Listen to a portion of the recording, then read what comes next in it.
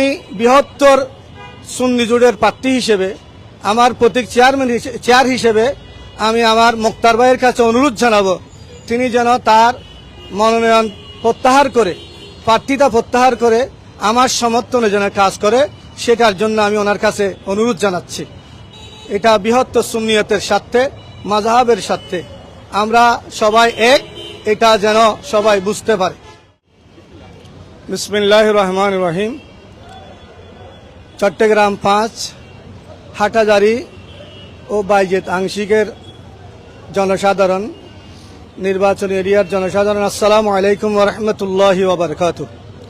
আপনারা জানেন আসন্ন ত্রয়োদশ জাতীয় সংসদ নির্বাচনে আহলে সুন্নাত ওয়াল জামাতের আকীদায় বিশ্বাসী, মতাদর্শে ইসলামিক ফ্রন্ট বাংলাদেশ মনোনীত বৃহত্তর সুন্নি জোট সমর্থিত আমি সৈয়দ মোহাম্মদ রফিকুল ইসলাম হাটহাজারী নির্বাচনে মনোনয়ন ফর্ম জমা দিয়েছি। আমার মনোনয়ন ফর্ম আল্লাহর মেহেরবানিতে বৈধ ঘোষণা হয়েছে। এই জন্য আমি মহান রব্বুল আলমিনের দরবারে শুকর আদায় করছি, কৃতজ্ঞতা প্রকাশ করছি। পাশাপাশি নির্বাচনী কর্মকর্তা, বিভাগীয় নির্বাচনী কর্মকর্তাদেরকে ধন্যবাদ এবং মোবারকবাদ জানাচ্ছি।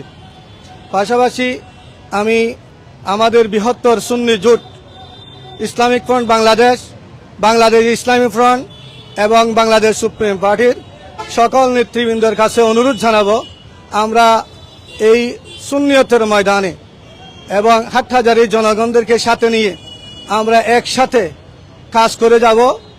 আমি চেয়ার মার্কা, যেহেতু বৃহত্তর সুন্নি জোট হাটহাজারীর মধ্যে চেয়ার মার্কা বরাদ্দ দিয়েছেন, আমি চেয়ার মার্কার প্রার্থী সৈয়দ মোহাম্মদ রফিকুল ইসলাম।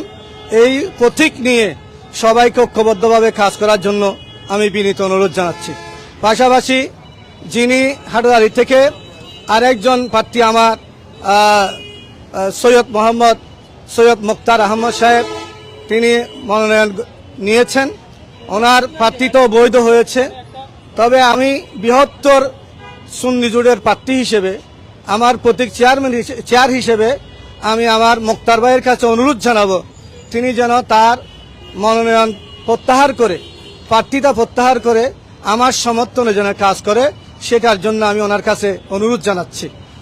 এটা বৃহত্তর সুন্নিয়তের স্বার্থে, মাযহাবের স্বার্থে আমরা সবাই এক, এটা যেন সবাই বুঝতে পারে। আসসালামু আলাইকুম ওয়া রাহমাতুল্লাহ।